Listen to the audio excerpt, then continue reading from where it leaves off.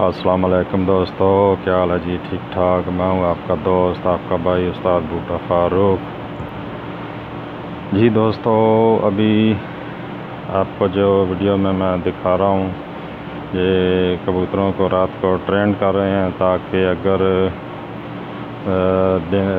रात का टाइम हो जाए तो के बैठने के लिए आसानी हो।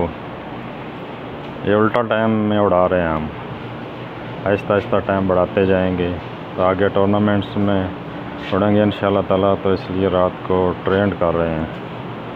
ये देखें जी, माशाल्लाह तबारकल्लाह, आहिस्ता आहिस्ता ट्रेंड कर रहे हैं।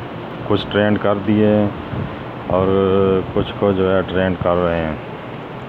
काफ़ी कबूतर माशाल्लाह अंधेरे में बैठ जाते हैं। अब ये कुछ बाकी रह गए थे, उनको भी ये ट्रेनिंग दे रहे हैं ताकि अंधेरे में आराम से बैठ जाएं। शौक़ कीजिए जी, आपके दोस्तों के शौक़ के लिए ये वीडियो शेयर कर रहा हूँ मैं। माशाल्लाह तबारकल्लाह, देखें जी, रात को ट्रेनिंग करते हुए कबूतरों को। ओके जी दोस्तों, अल्लाह हाफिज़।